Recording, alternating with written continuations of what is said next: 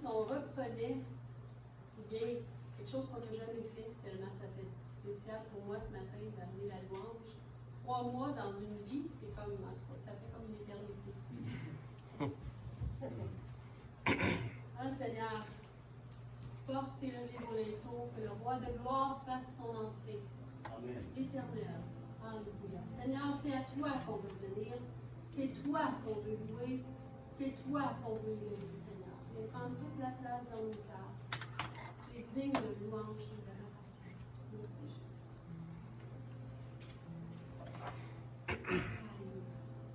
Chante à l'Éternel un chant nouveau. Chante à l'Éternel ton cœur. Chante à l'Éternel un chant nouveau. Chante à l'Éternel ton cœur. Chante à l'Éternel un chant nouveau. Chante à l'Éternel ton cœur. Chante à l'Éternel un chant nouveau. Chante à l'Éternel. Il est grand, il digne de louange, car il est grand, il digne de louange. Chante à l'Éternel un chant nouveau, chante à l'Éternel de tout ton cœur. Chante à l'Éternel un chant nouveau, chante à l'Éternel de tout ton cœur. Car il est grand, il digne de louange. Il est grand, il digne de louange. Chante à l'Éternel un chant nouveau. Chante à l'Éternel de tout ton cœur. Chante à l'Éternel un chant nouveau. Chante à l'Éternel de tout ton cœur. Chante à l'Éternel de tout ton cœur. Oui, merci tout votre cœur. Il est digne de louange et d'adoration, l'Éternel notre Dieu. Alléluia. Quelles que soient les circonstances de nos vies, l'Éternel est sur son trône. Il règne.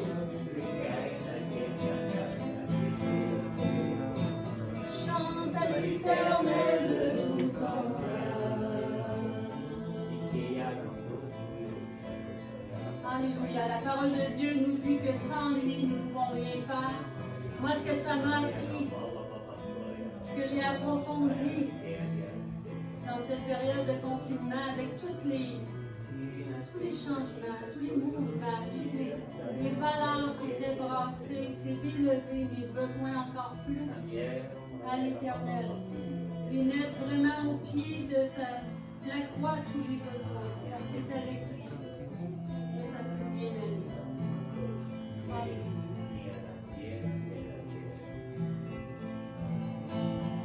Avec Dieu, nous ferons des exploits, car c'est lui, celui écrase l'ennemi chantant, et crions la victoire, qui est roi, car Dieu a gagné le combat, et il est son peuple, sa parole a vaincu l'ennemi.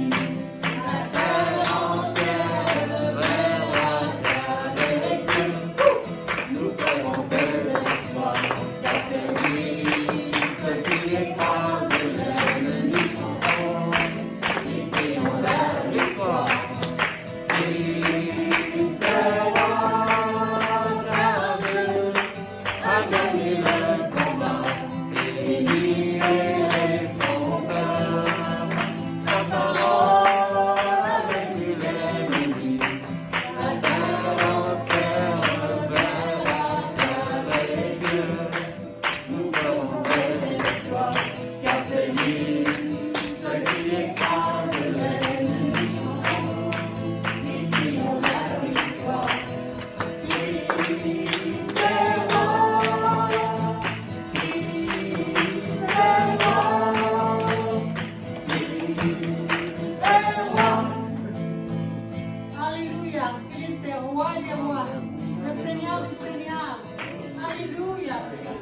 Envoie quelqu'un chant qui crase l'ennemi, il me semble. Ça me réjouit tellement c'est lui qui le fait. Alléluia. Christ est roi. Christ est roi. Le roi des rois, le Seigneur des seigneurs. Le roi.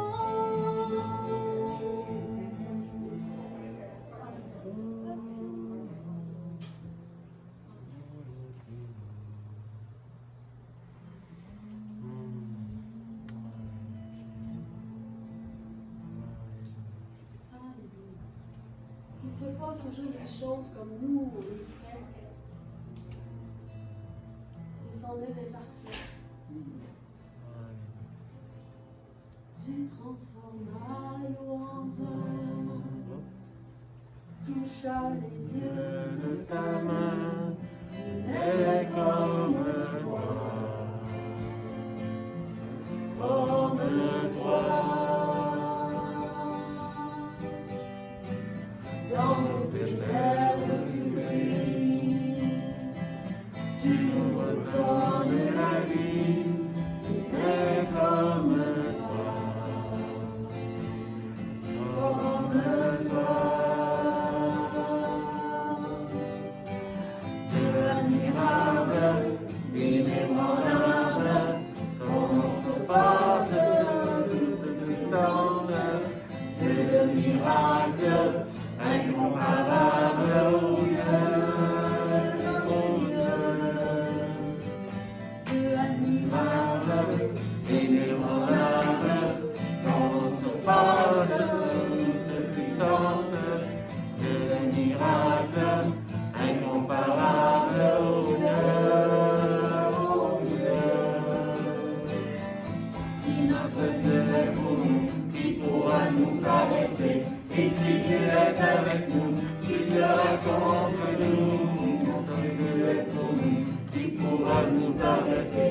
Et si Dieu est avec nous, qui sera contre nous? Si notre Dieu est pour nous, qui pourra nous arrêter?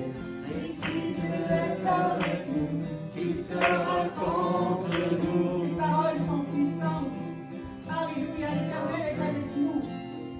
Il a promis d'être chaque jour avec nous. Alléluia. Si notre Dieu est pour nous, qui pourra nous arrêter? Et si Dieu est avec nous, qui sera contre nous? Qui sera contre nous? Seigneur, on veut s'appuyer en toute confiance entre tes mains. Seigneur, dans tes bras d'amour, qu'on puisse se reposer. Que c'est toi qui es à l'œuvre.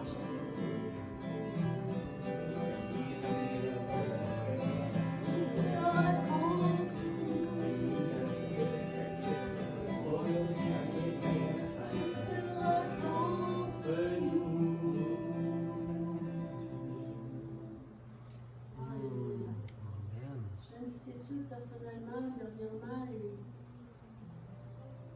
le prochain chant est vraiment quelque chose de spécial pour moi parce que dans l'étude, ça disait que qu'est-ce qui peut le plus nuire à l'œuvre de Dieu dans ma propre vie à moi, c'est mes capacités, mes forces. Parce que j'essaie de le faire tout seul par moi-même, au lieu de laisser agir. Alors le prochain chant dit, me voici devant toi. Seigneur, on est devant toi. Et je l'abandonne. Alléluia, Jésus. Viens prendre toute la place. Voici à genoux devant toi, j'abandonne tout. J'abandonne tout. On se désire alors que tu m'attires. C'est avec toi, c'est d'être avec toi. Je m'abandonne,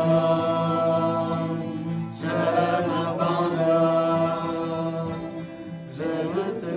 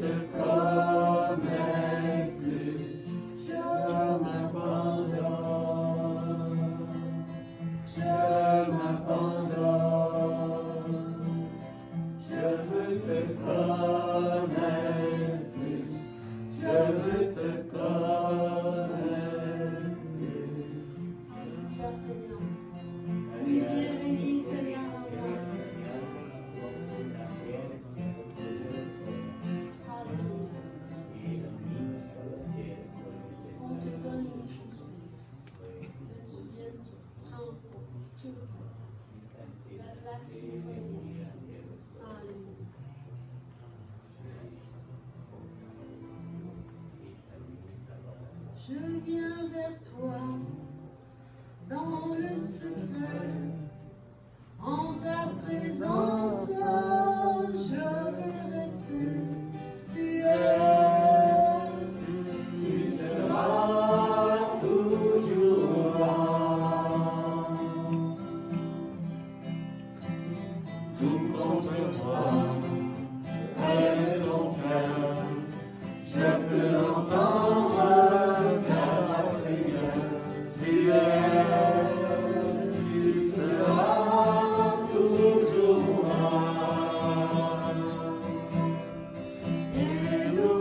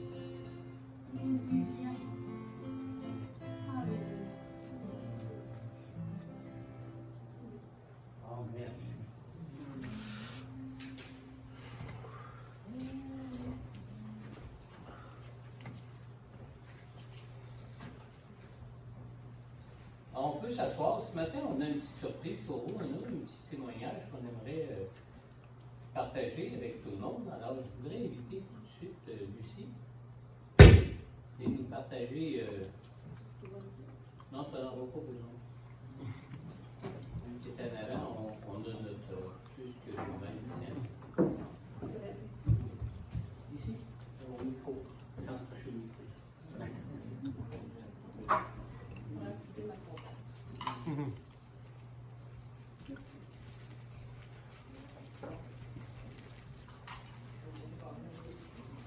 Je veux rendre le témoignage la main de Dieu. Je ne suis pas très à l'aise de parler en avant des gens, mais pour la gloire de Dieu. Je vais commencer. Cette histoire-là a commencé ici, le dernier coup que Pasteur Corneille a fait un enseignement. Ma sœur Julie, il y en a certains qui la connaissent, elle venait me porter les enfants. Finalement, elle s'est rendue ici pour me dire que les enfants ne pouvaient pas venir, mais elle ressemblait pour ma mère. Puis là, elle m'a dit, je sens qu'il faut que je reste ici. Pendant l'enseignement, Pasteur Corneille il a comme arrêté, je ne sais pas de quelle façon, justement, ça m'intriguait, pour dire on va prier, il y a des gens ici qui vont être sauvés, éviter une mort préméditée, accidentelle. Puis à ce moment-là, ma soeur s'est sentie vraiment touchée par ce message-là personnellement. Je ne sais pas s'il y en a d'autres ici, mais il y en a sûrement qui étaient là cette fois-là pour qui se souviennent de cet enseignement-là. Puis ça a continué, puis à la fin, je me souviens encore à la fin d'enseignement, parce qu'encore là, il a dit on va reprendre un temps, puis n'oubliez pas de prier pour ça, pour que ces morts-là soient évitées, une mort accidentelle préméditée. Fait qu'on part, puis ma soeur, elle me dit, ça me touche tellement, elle était comme remplie de frissons. Puis plus tard, ça fait déjà quelques mois de ça, 3 mois qu'on est arrivé. Elle me rappelle, puis elle me dit, j'ai tout le temps cette parole-là qui me revient. Puis la semaine dernière, elle m'appelle qu'on est à la maison, ça fait plusieurs mois qu'on s'était pas vus. Puis elle était supposée s'en venir le samedi matin, puis elle me rappelle le vendredi soir, puis elle me dit les projets ont changé. Je suis partie faire des commissions, mon auto a arrêté dans le stationnement. J'ai même pas eu le temps de la mettre sur le parc, ni de tourner la clé, ça a tout arrêté là. Fait que j'ai dit, ben, je vais aller vous chercher le lendemain, puis je vais vous porter dimanche. Fait que je suis montée à Québec, le samedi, on était chez nous. Le dimanche, on est remonté à Québec. Puis en arrivant, on est allé voir son auto, on avait emmené une tank avec du gaz, dans tout cas que ce soit ça.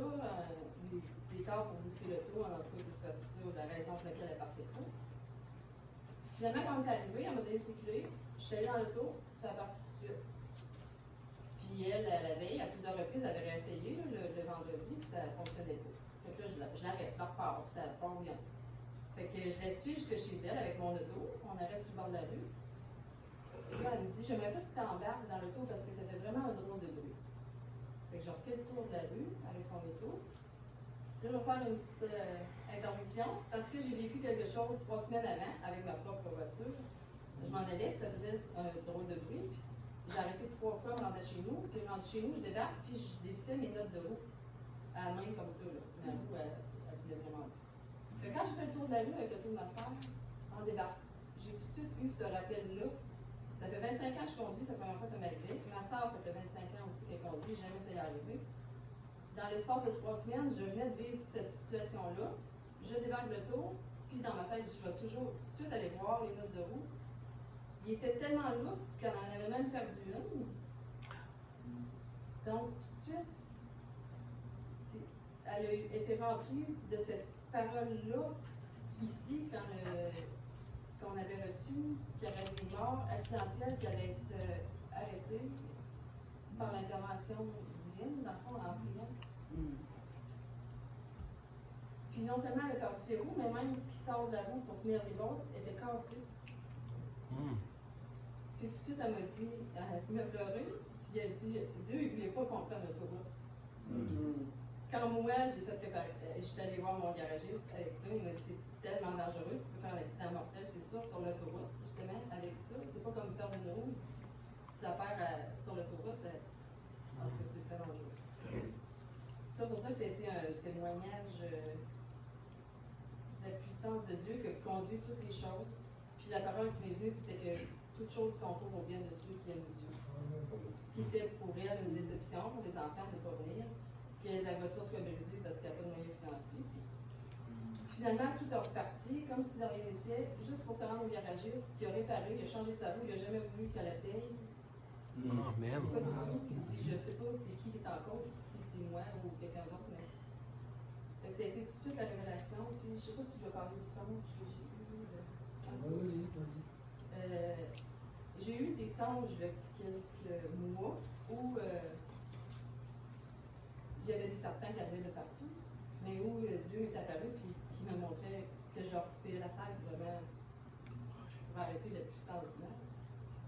Puis la nuit, avant que ça arrive, j'ai rêvé à ma sœur, Julie, qui était là, couchée à terre, où les serpents passaient tout autour d'elle à terre, ben, vous savez, là, le serpent qui rentre, puis elle se roulait partout, mais jamais les serpents l'atteignaient.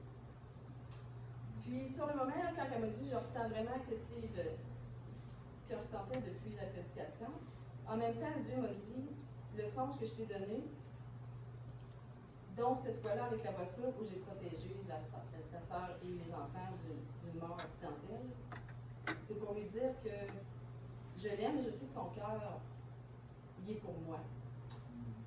Et que les attaques du mal qu'ils vont vouloir dans sa vie, que ce soit son travail, sa famille ou peu importe, c'est par ma puissance que les forces du mal n'atteindront pas. Amen. Voilà. Amen. Alors, merci beaucoup, Lucie. C'est un beau témoignage. Ça fait réfléchir. La réalité spirituelle de notre monde est bien présente. La réalité spirituelle de notre monde est bien active aussi. L'esprit malin existe, tout comme l'esprit de Dieu, mais l'esprit de Dieu est l'esprit qui est au-dessus de tout autre esprit, qui nous sauve, qui nous garde, qui nous protège, et il s'agit tout simplement d'être à son écoute et de nous confier en lui. Amen. Comme Pasteur Corneille qui était ici lors de ces soirées qu'on appelait justement les soirées de délivrance et de guérison, hein, qui nous enseignait sur la guérison et la délivrance qui nous vient de Dieu, qui a bien mentionné qu'il fallait prier et qui recevait lui-même de l'Esprit de Dieu de prier pour une personne qui pourrait accidentellement vraiment souffrir de la conséquence de ces forces du mal dans ce monde. Amen. Amen. Alors, Pasteur Corneille vient d'arriver, il est un petit peu en retard. Vous savez, vous informer peut-être juste, peut-être Simon t'avancer pour les dîmes et les offrandes, durant que je termine ça.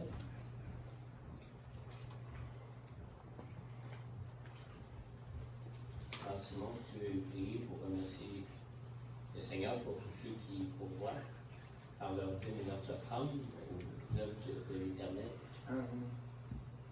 Oui, Seigneur, on peut te louer, Seigneur Dieu, par ta puissance, Seigneur Dieu, toi qui es revenu à la vie, Seigneur Dieu, toi qui nous as aimés d'un amour indescriptible. Je te remercie, Seigneur Dieu, de ce qu'on peut voir manifestement, que tu t'es occupé de Julie, Seigneur Dieu, que tu as pris soin d'elle, Seigneur Dieu. Je te remercie, Seigneur Dieu, de la protection, Seigneur, que tu as mis sur la famille ici, Seigneur Dieu. Donc, je te remercie de ta grâce, Seigneur Dieu, de ton amour inconditionnel en notre vie. Seigneur, je te prie de bénir ces offrandes, Seigneur Dieu, que c'est la réponse de ton aide, Seigneur Dieu. On te demande encore ta miséricorde, Seigneur Dieu, pour cette santé, Seigneur Dieu, du CVA, Seigneur Dieu, que tu nous accordes aussi ta protection, Seigneur Dieu, avec cette virus, Seigneur Dieu, et que tu fais en sorte que les résidents ne soient pas incommodés, Seigneur Dieu, pour aucune façon possible, Seigneur Dieu. Amen. Alors, ce que j'étais pour dire, c'est que Pasteur Corneille a terminé sa formation en infirmerie cette dernière session au Cégep de Pocatière. Il habite maintenant à Québec pour l'instant parce qu'il y a eu un poste comme infirmier à l'Hôtel-Dieu de Québec. C'est pour ça qu'il était un petit peu en retard ce matin, c'est qu'il vient de Québec pour venir ici prêcher pour l'Église. Et alors, je voulais l'inviter ce matin à venir nous partager ce que le Seigneur a placé sur le cœur pour l'Église. C'est pour ça de sa parole. Merci. Amen. Et Sylvie, tu pourras te retirer les côtés du dimanche. Vous pouvez suivre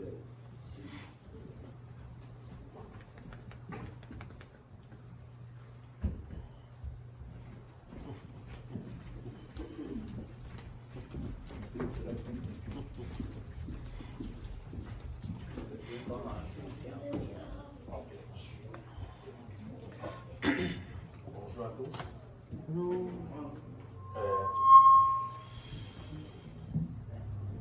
Ah, je voulais un petit peu. Non, il y en a déjà un, là. Ok, je voudrais que nous tenions sur nos pieds, s'il vous plaît. Nous voulons prier.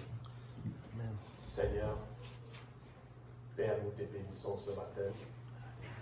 Nous te rendons grâce parce que tu es éternel. Tu es le Dieu Tout-Puissant. Tu es l'alpha et l'oméga. Tu es le commencement et la fin de toutes choses. Tu es celui qui dit oui, personne ne peut dire non.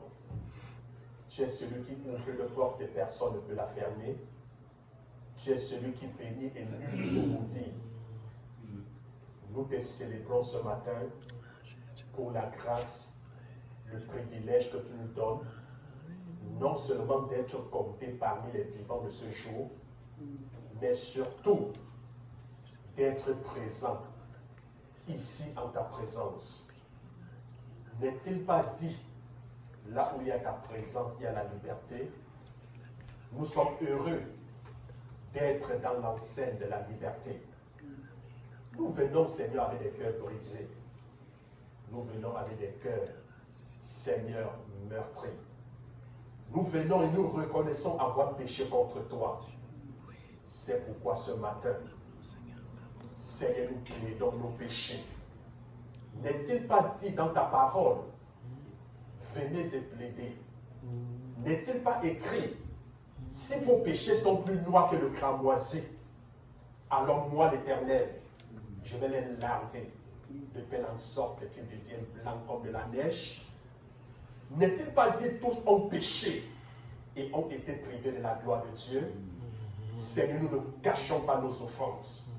Nous reconnaissons que nous avons péché en pensée, en parole, par action et même par omission.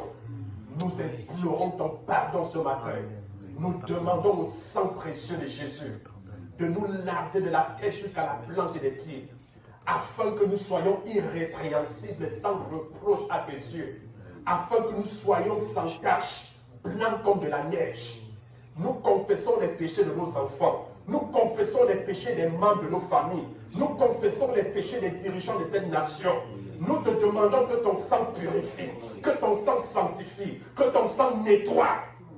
Seigneur, n'est-il pas dit que si nous demandons avec foi le pardon de nos péchés, il est juste et fidèle que tu nous les pardonnes et que tu nous purifies de tous nos péchés, parce que nous avons demandé avec foi.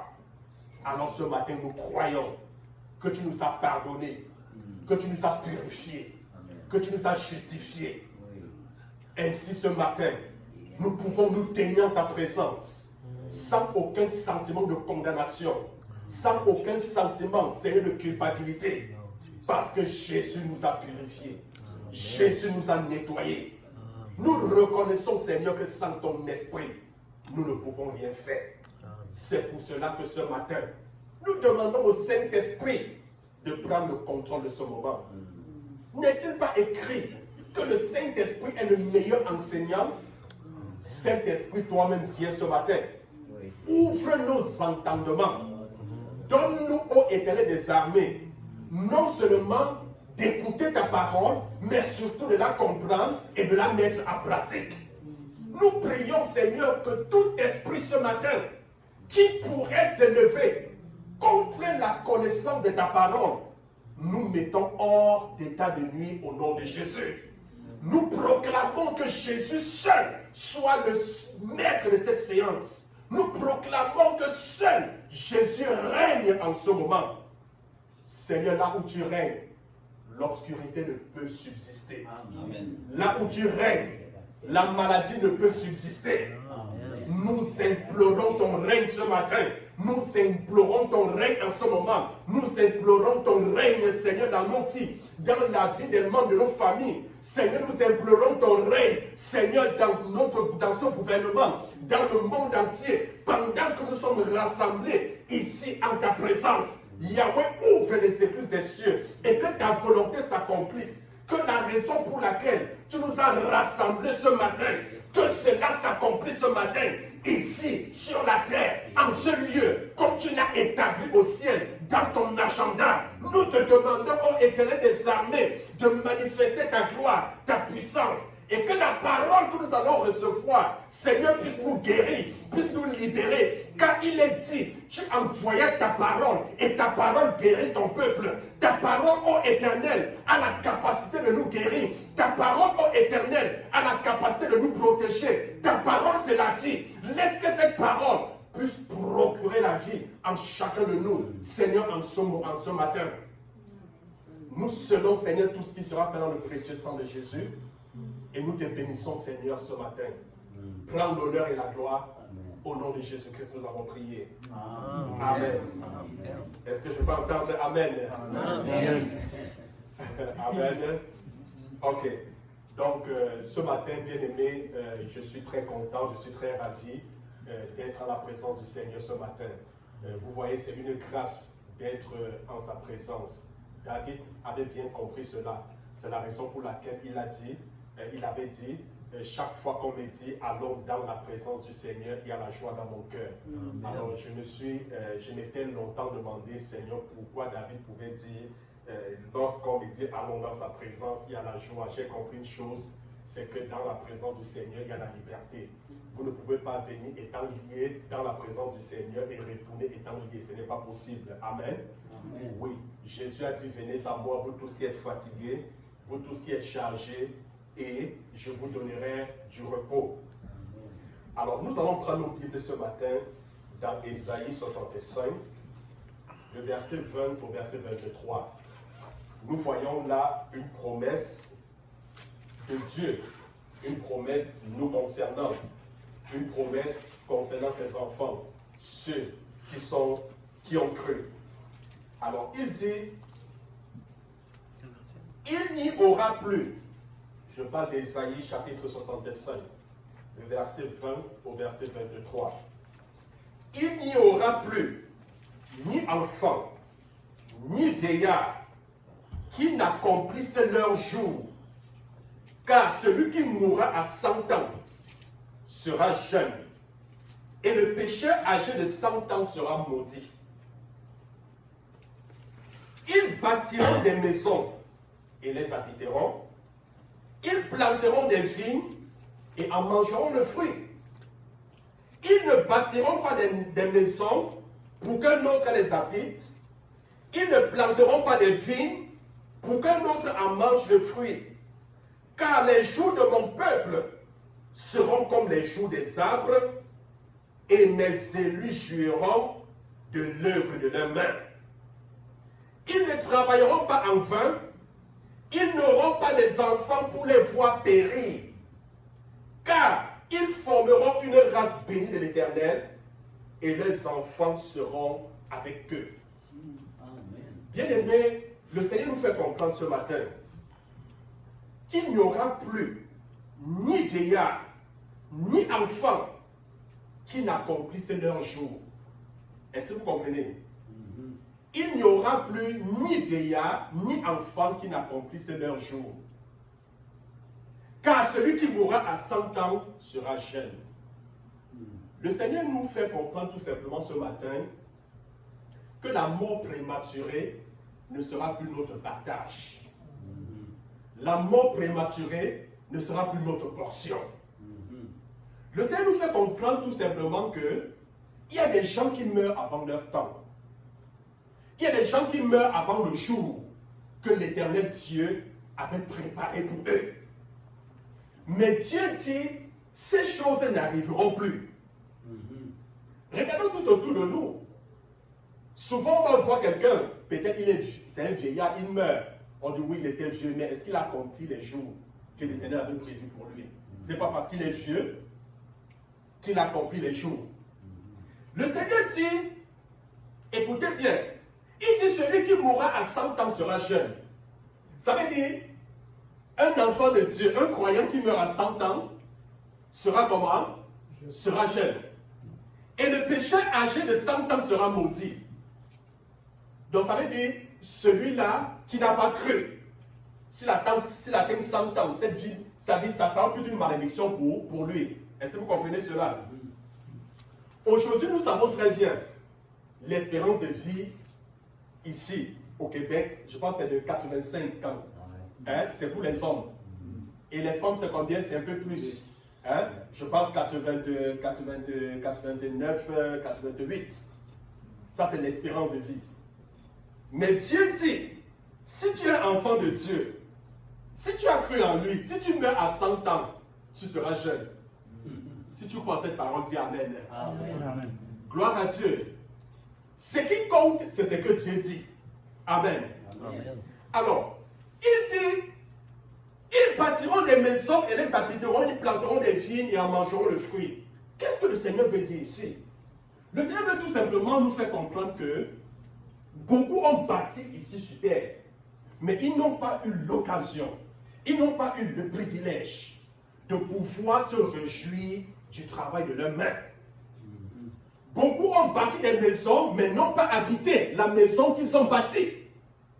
J'en connais plusieurs. Et pendant que je parle, il y a un qui me vient précisément à l'esprit. Un monsieur qui a bâti une très belle maison. Et lorsqu'il a fini la maison, une semaine après, il est décédé. Il n'a jamais intégré la maison. Il n'a jamais vécu dans la maison. Est-ce que vous comprenez? Ce sont les autres qui sont venus habiter. Dieu dit, tu ne bâtiras plus pour que les autres viennent habiter. Est-ce que tu comprends ce que je dis? Souvent, même dans ton lieu de service, tu as travaillé fort pour, peut-être dans un domaine. Au moment où il y a des retombées, au moment où il faut te réjouir du fruit de ton travail, c'est quelqu'un d'autre qu'on met, peut-être qu'on élève pour pouvoir bénéficier. Mais Dieu dit cela n'arrivera plus. Beaucoup ont commencé des projets, mais ils n'ont jamais terminé ces projets. Pourquoi? Parce que la mort les a arrachés. Beaucoup ont commencé à bâtir des entreprises, mais ils n'ont pas pu terminer. Pourquoi? Parce que la mort les a arrachés. Beaucoup ont perdu des enfants, mais Dieu dit, je ne vous ai pas donné les enfants pour que vous les voyez périr. Est-ce que vous comprenez? Alors, ce matin, bien aimé, je voudrais parler sous le thème « Je ne mourrai pas avant mon temps ». Dis à quelqu'un « Je ne mourrai pas avant mon temps ». Est-ce que tu peux dire « Je ne mourrai pas avant mon temps ». Amen. Alors, quand on parle de la mort, il faut comprendre, il y a 3 types de mort. Et dans chaque type, je vais donner une définition assez simple. Le premier type, c'est la mort spirituelle. La mort spirituelle, c'est la séparation avec Dieu. Quand on dit que quelqu'un est spirituellement mort, quelqu'un est spirituellement décédé, ça veut dire il n'a aucune connexion avec le Seigneur. Et la mort spirituelle débute où? Lorsque Dieu a dit à Adam, le jour que tu mangeras de ce fruit, tu mourras. Dans Genèse. Alors, lorsque l'homme a mangé du fruit défendu, est-ce qu'il est mort? Mais pourtant, Dieu avait dit, le jour que tu mangeras, tu en mourras. Alors, l'homme est spirituellement mort. Pourquoi? Parce que l'homme avait une communion avec Dieu. Chaque soir, la Bible déclare, Dieu descendait, il avait une communion avec Adam.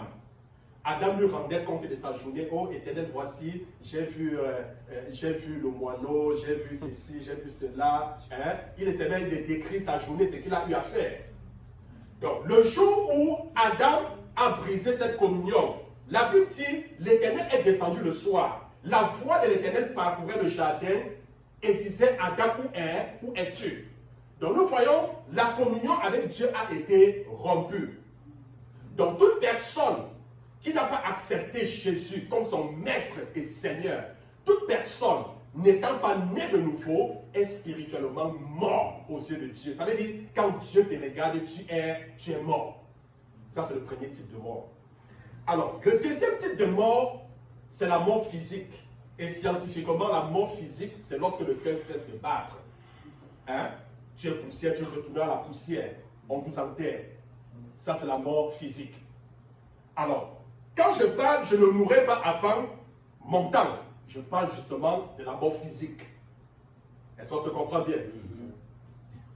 Le troisième type de mort, c'est la mort éternelle, ou alors l'enfer, destiné à ceux qui ont catégoriquement refusé de croire au Seigneur Jésus. Ceux qui se sont rebellés à l'évangile du Seigneur Jésus jusqu'à la fin. C'est ça la mort éternelle. Mais maintenant, en tant qu'enfants de Dieu, nous ne connaîtrons ni la mort spirituelle, ni la mort éternelle. Pourquoi? Parce que nous sommes enfants de Dieu, nous avons une communion avec le Seigneur Jésus. La Bible dit celui qui croit au Fils a la vie, mais celui qui ne croit pas au Fils n'a pas la vie. Alors parce que nous croyons au Fils, nous avons une communion avec le Seigneur, nous avons la vie éternelle est en nous. Est-ce que quelqu'un peut dire Amen? Amen. Alors ce que nous connaîtrons, c'est quoi? C'est la mort physique. Alors quand je parle, je ne mourrai pas avant mon temps. Ça veut dire quoi? Ça veut dire mon cœur ne cessera pas de battre avant son temps. Amen. Amen. J'accomplirai le nombre de jours que l'Éternel a arrêté pour moi. J'ai l'habitude de dire ceci. Le diable ne peut jamais arrêter un homme de vision. Amen. Amen. Dis à quelqu'un, le diable ne peut jamais tuer un homme qui a une vision. Amen. Amen. Pourquoi? Parce que ta vision va te protéger. Ta vision va te préserver. Ta vision va te garder en vie.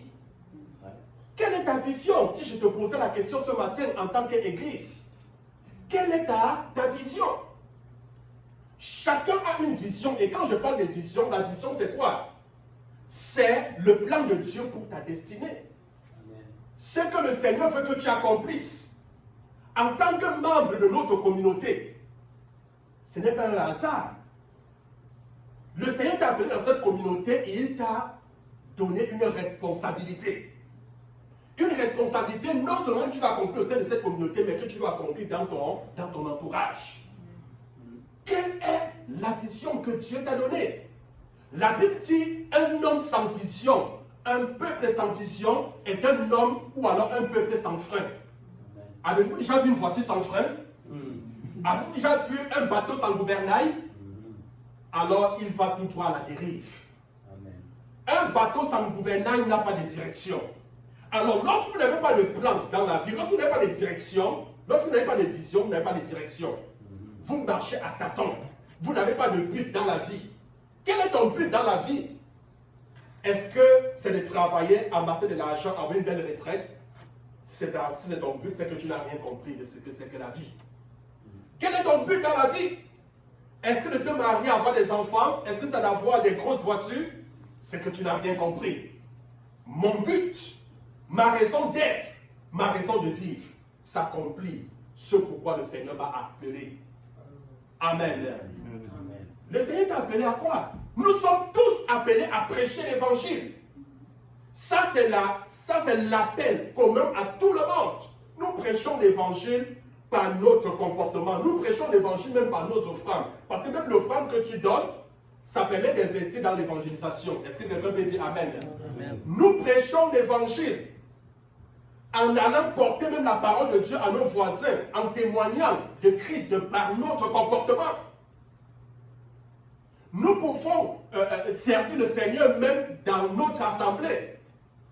La Bible dit ce que tu sais faire, il faut le faire. Amen. Amen. Si tu sais faire quelque chose, la Bible dit si tu le fais pas, c'est un péché. Est-ce que vous comprenez? Donc ça veut tout simplement dire, chacun doit mettre son talent au service de Dieu dans sa maison. Parce que le Seigneur a besoin de chacun de nous. Amen. Amen. Dis à quelqu'un, le Seigneur a besoin de toi. Amen. Gloire à Dieu. Alors, au sujet de la mort, il y a 3 types de personnes. Il y a ceux qui vivent avec la crainte de la mort. C'est-à-dire, ils vivent comme s'ils vont mourir le lendemain. Très souvent, ceux-là, ils ne font rien. Parce qu'ils ont peur de mourir le lendemain. Il y a ceux qui vivent comme si la mort n'existait pas. Cette catégorie, je les appelle les insensés. Ils pensent que la mort, c'est l'affaire des autres. À ceux-là, je dirais, il est important d'aller dans un lieu de deuil pour savoir l'avenir de tout homme. Amen. Parce que quand tu es dans un lieu de deuil, la Bible dit que d'aller dans un lieu de festin, il est important d'aller dans un lieu de deuil. Alors, parce que quand tu es dans un lieu de deuil, tu te rends compte que tôt ou tard, tu finiras aussi à retourner à mourir. Ça, c'est clair. Et ça t'amène à prendre conscience. Troisième type de personnes, c'est ceux qui vivent comme s'ils étaient déjà morts. Ceux qui vivent comme s'ils étaient déjà morts. Il s'agit de nous, les chrétiens. Christ est mort pour nous. Amen. Amen. Il est mort à notre place. Amen. Donc si je dis, ce n'est pas moi qui vis, c'est Christ qui vit en moi. Ça veut dire que moi, quand je suis mort, mais c'est Christ qui vit. Gloire à Dieu. Alors, nous allons prendre un texte important. Je ne dis pas que les autres n'étaient pas importants. 2 Rois chapitre 13, le verset 18 au verset 21. 2 Rois chapitre 13, le verset 18 au verset 21. Vous y êtes? Oui. Alors, je fais la lecture à partir d'ici. Élisée dit encore, prends les flèches. Et il les prit. Élisée dit au roi d'Israël, frappe contre terre. Et il frappa 3 fois et s'arrêta. Verset 19. L'homme de Dieu s'irrita contre lui et dit, il fallait frapper 5 ou 6 fois. Alors, tu aurais battu les Syriens jusqu'à leur extermination. Maintenant, tu les battras 3 fois. Élisée mourut et on l'enterra. L'année suivante, des troupes de Moabites pénétrèrent dans le pays. Et quand on enterrait un homme, voici, on aperçut une de ces troupes. Et on le jeta, et l'on jeta l'homme dans le sépulcre d'Élisée. L'homme alla toucher les os d'Élisée, et il reprit vie, et se leva sur ses pieds. Est-ce que quelqu'un peut dire Amen pour ça? Amen. Gloire à Dieu. C'est une histoire très très intéressante. Vous savez, Israël avait plusieurs ennemis, tout comme nous avons des ennemis. Notre ennemi, c'est qui? C'est le diable. Amen. Amen. Gloire à Dieu. C'est le diable, c'est le démon, ce sont nos ennemis. Alors, Israël avait plusieurs ennemis. Il y avait les Syriens, les Moabites, etc. Ils avaient plusieurs. Alors, face à ces ennemis et à cette guerre perpétuelle, le roi était très inquiet. Alors il allait voir Élisée, qui était malade, une maladie dont il mourut. Alors, il allait voir Élisée pour savoir comment est-ce qu'il allait mener la bataille, comment est-ce qu'il allait faire pour vaincre ses ennemis. Élisée lui demande de prendre un arc et de bander l'arc, ouvre la porte d'Orient, tire. Et puis il dit, ce sont des actions prophétiques. Amen. Et plus tard, je vais vous enseigner c'est quoi les actions prophétiques. Et nous allons mener des actions prophétiques ici. Alors il lui dit, cette flèche que tu tires, c'est la victoire que l'Éternel t'accorde. Il lui dit, prends ensuite la flèche et puis frappe sur le sol. Il a pris et puis il a frappé 3 fois et il s'est arrêté. Élisée s'est irrité. Élisée lui dit, tu aurais dû frapper 5 ou 6 fois. Parce que tu as frappé juste 3 fois, tu auras juste 3 victoires sur tes ennemis. Est-ce que vous comprenez? Ça, c'est une erreur de la part du roi. Et justement, cette erreur s'est répercutée sur la vie du peuple. Pourquoi le roi n'a frappé que 3 fois? Mais tout simplement parce qu'il avait une vision faible. Il avait une vision comment? Faible. À cause de l'erreur du roi, les Moabites ont envahi Israël. À cause de l'erreur du roi, le peuple d'Israël a été massacré.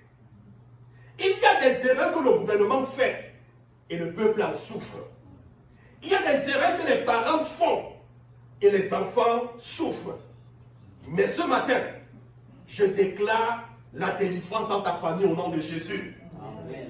Tu ne souffriras pas à cause des péchés commis par tes parents. Dis Amen et reçois au nom de Jésus. Amen. Amen veut dire qu'il en soit ainsi. Est-ce que vous comprenez? Il y a des erreurs qu'en tant que parents, nous avons fait et nos enfants payent le prix. Parce que la Bible dit, la malédiction se fait payer par les enfants. Est-ce que vous comprenez? Il châtie le péché des pères sur les enfants de la 3e jusqu'à la 4e génération de ceux qui le haïssent. Mais il accorde miséricorde jusqu'à 1000 générations pour ceux qui l'aiment et qui obéissent à sa parole. Ça veut dire quoi? Ça veut dire, quand tu commets un péché, il y a certaines erreurs quand tu commets. Ça se répercute sur la vie de tes enfants. Première, deuxième, troisième, jusqu'à la 4e génération. Est-ce que vous comprenez? Ça veut dire que tes enfants payent, les enfants de tes enfants payent jusqu'à la 4e génération. Mais quand tu fais un bien, parce que tu aimes le Seigneur, il bénit jusqu'à 1000 générations. Est-ce que tu te dis Amen? Amen. Gloire à Dieu. J'ai l'habitude de dire, le meilleur héritage que nous pouvons laisser pour nos enfants, c'est l'obéissance en la parole de Dieu. Est-ce que vous comprenez? Parce que plus j'obéis en la parole de Dieu, plus je pose des bonnes actions pour la gloire du Seigneur, plus ma progéniture est bénie. Est-ce que vous comprenez? À cause de toi, tu as déjà une descendance peut-être de 1000. De 1000. Tu as déjà peut-être une descendance de 1000 qui seront bénis juste à cause de tes actions. Gloire à Dieu.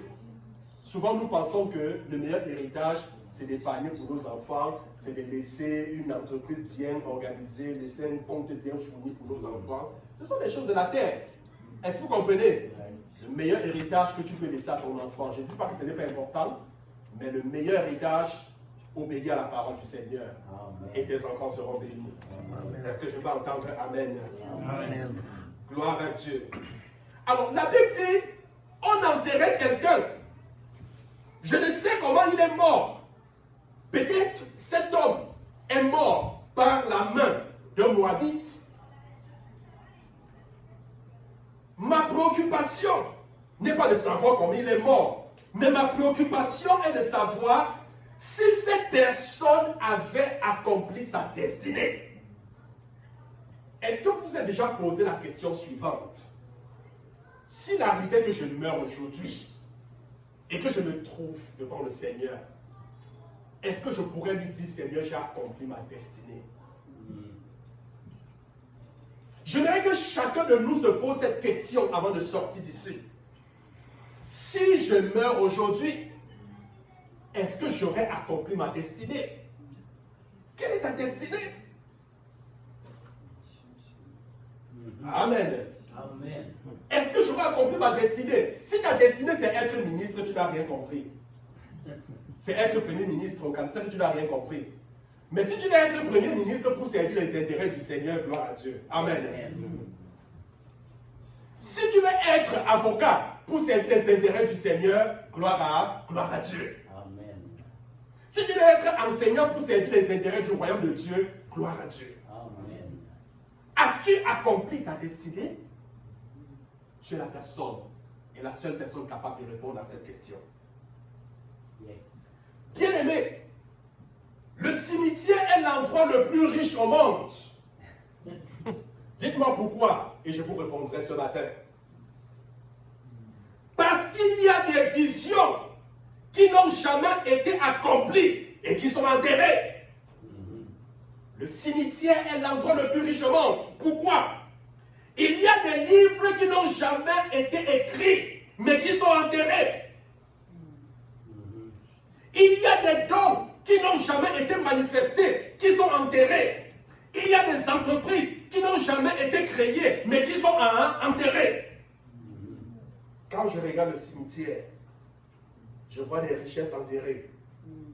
Je vois des hommes avec des talents, des potentiels, avec des potentiels, qui n'ont pas eu la possibilité de pouvoir les utiliser afin de marquer les générations pour la gloire de Dieu. Amen. Je viens te dire ce matin, tu ne mourras pas avec tes projets. Tu les accompliras au nom de Jésus. Amen. Je ne comprends pas ton Amen. Amen. Ton Amen est trop petit. Amen. Amen. Dis, je ne mourrai pas avec mes projets. Amen. Dis, je ne mourrai pas sans avoir accompli ma vision. Amen. Yes. La Bible déclare, écoutez très bien, pendant qu'on l'enterrait, il y avait un groupe de Moabites qui s'approchait. Pendant qu'on enterrait l'homme, imaginez un service funéraire. On est en train d'enterrer quelqu'un, et puis voilà un groupe de Moabites, de nos ennemis qui approchent. Essayez de visualiser la scène. Ils avaient commis une erreur. Vous savez l'erreur qu'ils ont commis? Ils n'ont pas fermé le cercueil. Ils sont allés enterrer quelqu'un, mais ils n'ont pas enfermé le cercueil. Il y a toujours une erreur que le diable commet. Dis à quelqu'un, il y a toujours une erreur que le diable commet. Il y a toujours une erreur que le diable commet. Est-ce que je parle à quelqu'un ce matin? Amen. Le diable avait réussi à tuer cet homme avant son temps. Le diable était prêt à aller l'enterrer, mais il avait oublié de fermer le cercueil. Les Moabites qu'il avait tués sont venus. Et les amis, la famille du défunt, qui était là pour l'enterrer, ont pris peur et se sont enfuis de peur de mourir eux aussi. Voilà la famille, les amis, les voisins et tout. On est là pour rendre, comme chez nous, on fait des hommages. C'est du monde qui a. Les amis, les voisins, même celui qui ne te connaissait pas, il entend que quelqu'un est mort, il s'en va aussi pour rendre hommage. Et du coup, apparaît un groupe de Moabites. On abandonne le cercueil, on abandonne le mort, chacun prend la fuite. Essayez de visualiser la scène. Amen. Ils ont abandonné le cercueil. Et puisqu'il n'était pas fermé, la Bible dit, le cercueil est tombé. Le corps est sorti, le corps a roulé et allait tomber dans la tombe d'Élisée, dans la tombe où on avait enterré Élisée. Et le corps a touché l'os d'Élisée et il s'est réveillé, il est ressuscité. Est-ce que je peux entendre Amen? Amen. C'est ce que j'appelle un miracle accidentel. Un miracle comment? Accidentel. Je vois un miracle arriver dans ta vie. Accidentellement au nom de Jésus. Est-ce que tu peux dire Amen? Amen. Je parle ce matin de quelque chose qui n'était pas dans le plan de l'homme. Je parle de quelque chose qui n'était pas dans l'agenda de l'homme. Cela arrivera dans ta vie au nom de Jésus. Dis Amen et cela s'accomplira. C'est pendant qu'on enterrait que les Moabites sont arrivés. Ceux qui ont occasionné sa mort ont occasionné sa résurrection. Amen. Amen. Ceux qui ont occasionné sa mort ont occasionné quoi? Sa résurrection. Je déclare ce matin que ceux qui ont occasionné ta perte occasionneront ton relèvement au nom de Jésus. Amen. Je ne comprends pas ton Amen. Amen. Dieu va utiliser les circonstances de ta vie pour te propulser dans les hauteurs. Il va utiliser les circonstances de ta vie pour te lever au sommet de ta montagne. Dis à quelqu'un, j'arriverai au sommet, je ne serai plus dans la vallée. Amen. Est-ce que tu me comprends ce matin? Amen. Le Seigneur nous attend au sommet. Il ne nous attend pas dans la vallée. Le sommet, c'est notre portion. La Bible dit, nous serons la tête et non la queue. Nous serons en haut et non en bas. Nous serons toujours premiers et non derniers. Si nous décidons d'obéir à la parole du Seigneur. L'esprit de la tête, c'est la portion de chaque enfant de Dieu. Est-ce que je parle à quelqu'un? Dans ton lieu de service, tu dois être la tête. Est-ce que je parle à quelqu'un? Dans les affaires, dans tout ce que tu fais, tu dois être là. Tu dois être la tête. Tu dois être premier et non dernier. Amen. Je n'ai pas compris ton Amen. Amen. C'est pendant que ses ennemis l'ont abandonné que l'onction de Dieu l'a retrouvé. Amen. Amen. C'est pendant que ses ennemis l'ont abandonné que l'onction de Dieu l'a retrouvé.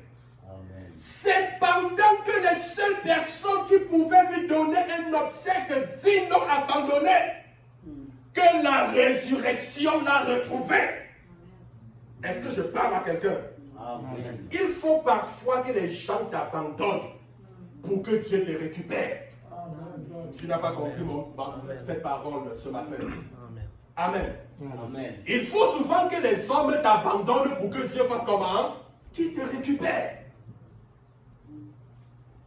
Il faut que les hommes te méprisent, que les hommes t'insultent, que les hommes se moquent de toi pour que Dieu t'élève. Amen. Amen. On a vendu Joseph. On a méprisé Joseph. Amen. Il a fallu qu'on le vende. Il a fallu qu'on le méprise. Il a fallu qu'il aille en prison pour devenir premier ministre dans la nation la plus puissante au monde à l'époque. Amen. Amen. Il faut que ces choses arrivent pour que la gloire de Dieu soit manifestée dans ta vie.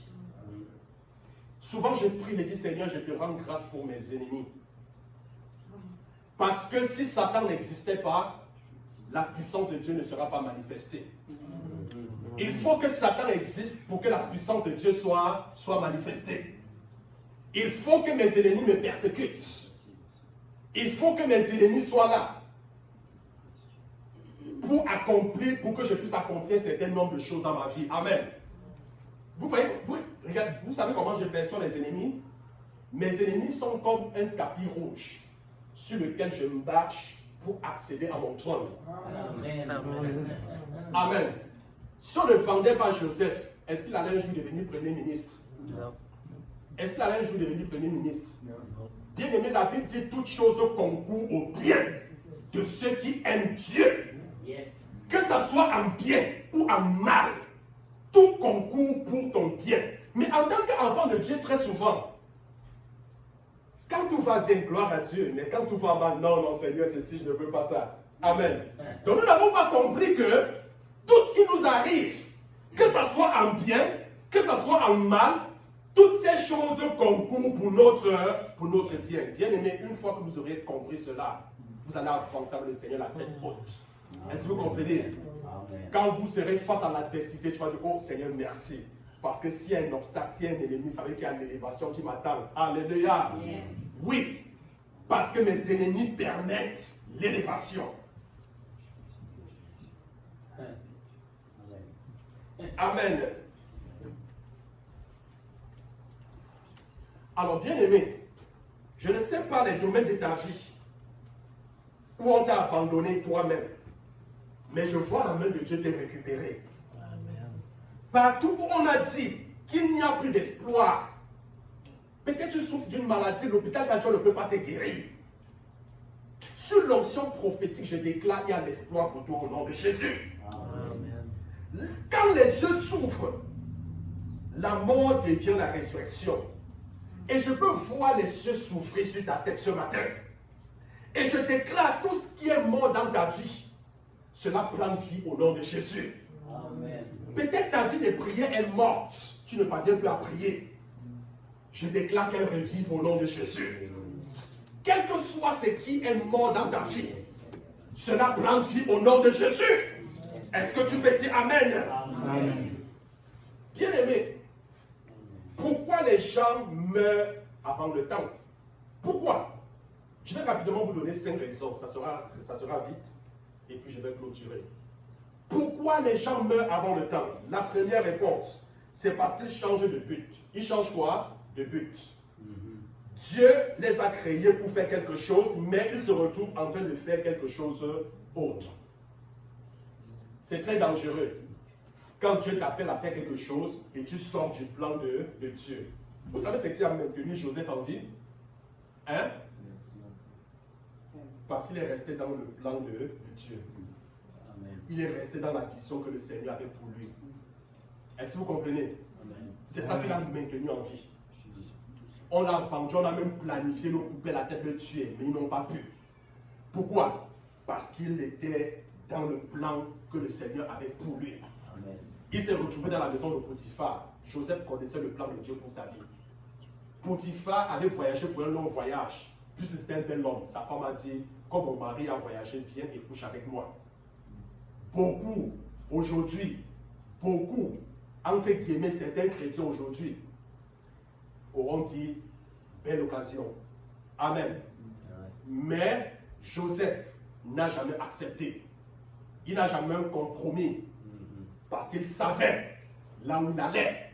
Il savait ce que Dieu avait préparé pour lui. Joseph ne pouvait pas compromettre pour un plaisir de 5, 10, 15 minutes. Est-ce que vous comprenez? Amen.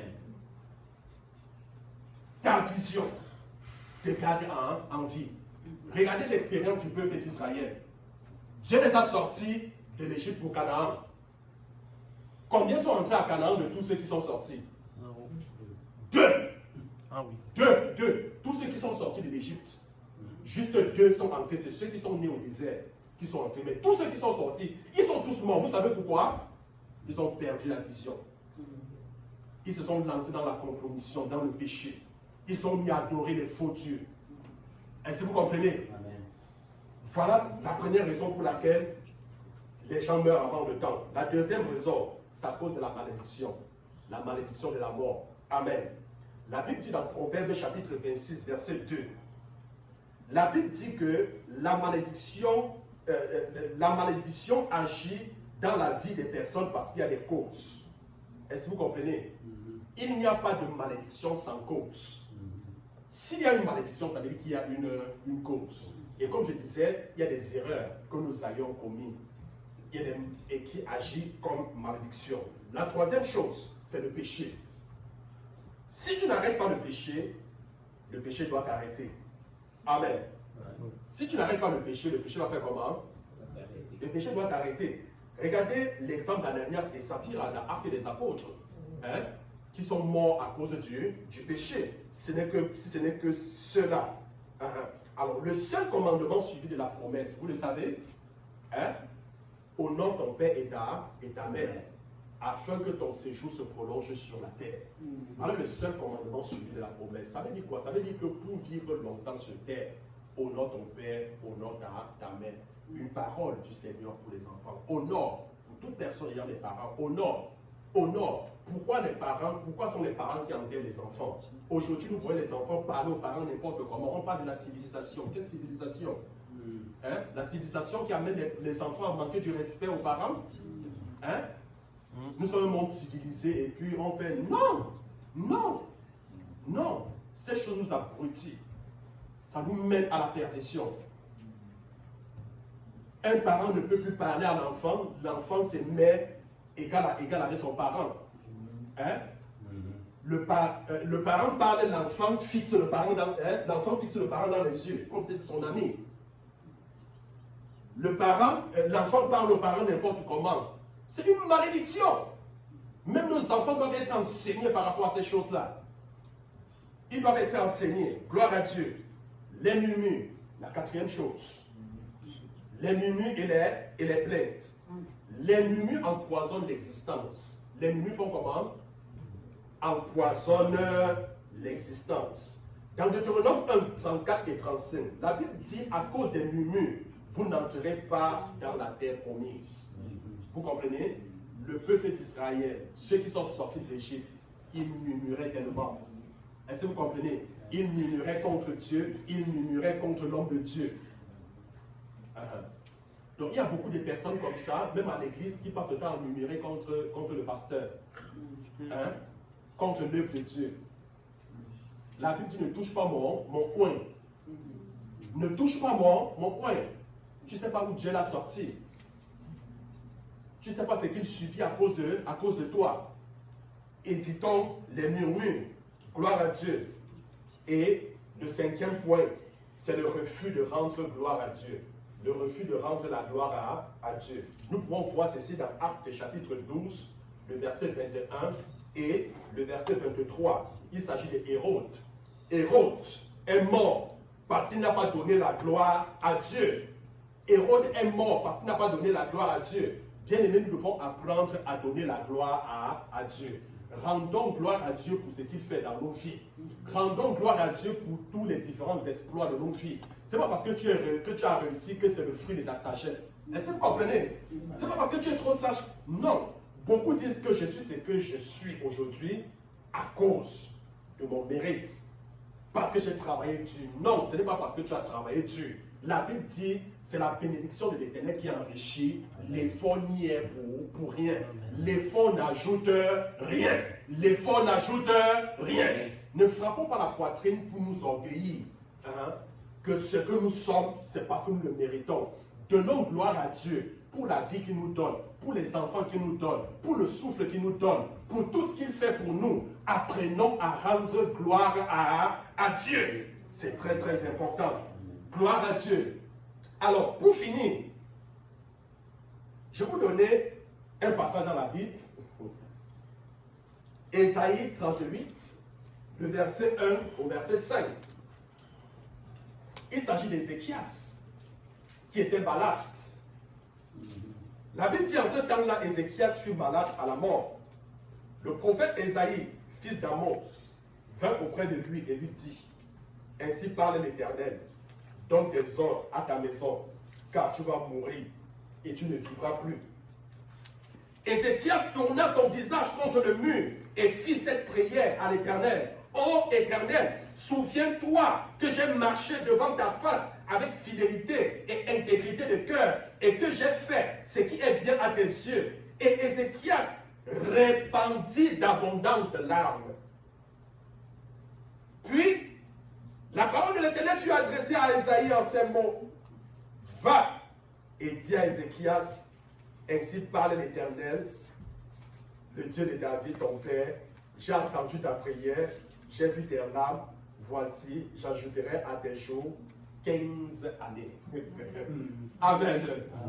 J'ai tout simplement compris que même si Dieu décide que je vais mourir demain, je suis capable de changer. Amen. Amen. Voilà donc un homme.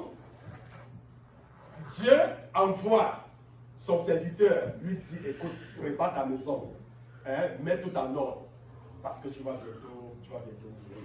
Vous savez que Dieu avait déjà arrêté sa mort. Lui-même, il reste, il dit que, ouais, Seigneur, je ne vais pas mourir tout de suite, j'ai encore des choses à faire. Est-ce que vous comprenez? Lui-même, il ne voulait pas mourir tout de suite, il n'était pas prêt.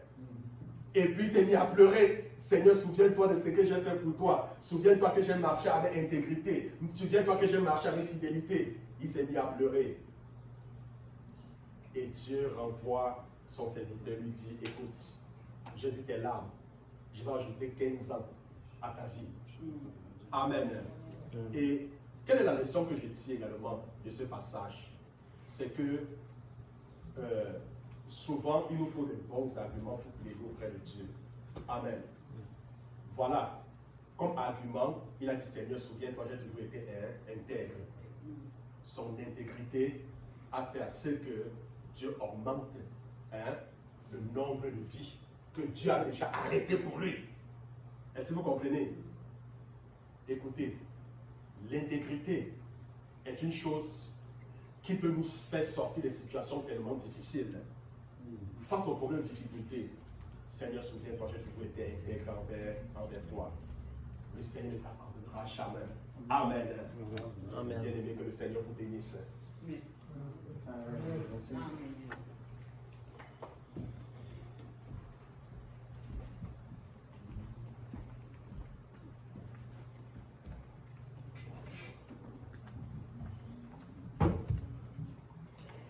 Merci beaucoup, Pasteur Corneille.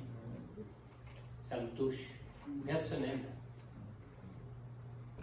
Vraiment très personnellement. Comme je vous ai dit au début de la rencontre, on est en mesure de faire un appel si des gens aimeraient s'avancer pour la prière, si des gens aimeraient s'avancer pour une raison quelconque. On a des gants, on peut même vous imposer les mains. On a de l'huile d'onction, on peut même vous oindre d'huile. Mais on peut surtout prier. Prier pour vous. Priez pour votre vision. Priez pour le renouvellement de votre vision. Priez pour ce que Dieu a en plan de toute éternité pour vous. Alors, on va simplement terminer le temps de la prédication avec ce mot de prière et par la suite, ceux qui voudront s'avancer pourront s'avancer pour des prières personnellement. D'accord? Seigneur notre Dieu, merci Seigneur de toute l'œuvre que tu as vue, l'œuvre que tu as préparée d'avance, l'œuvre que tu as accomplie pour tous ceux qui se confient en toi jour après jour pour leur vie présentement. Merci Père de ta fidélité. Merci Père de ton du fait que tu es immuable, Seigneur. Merci, Père, du fait que tu es un Dieu qui est saint, qui est juste et qui accomplit parfaitement tout ce qu'il a en plan et qui a cette puissance pour accomplir parfaitement tout ce que tu peux avoir eu en plan pour ceux qui croient en toi, qui se confient en toi et qui marchent avec toi, Seigneur. Seigneur, que cette parole puisse vraiment être une semence dans nos cœurs qui va porter un fruit, Seigneur Dieu, pour nous conduire, Seigneur. Nous conduire dans ce plan de vie que tu as pour nous, Seigneur, jusqu'à son plein accomplissement pour nous ici, pour Seigneur. On te le demande, Père, dans le nom puissant de Jésus. Et tout le monde dit Amen. Amen. Maintenant, s'il y en a qui veulent quitter, tu peux l'arrêter, hein, Christian? S'il y en a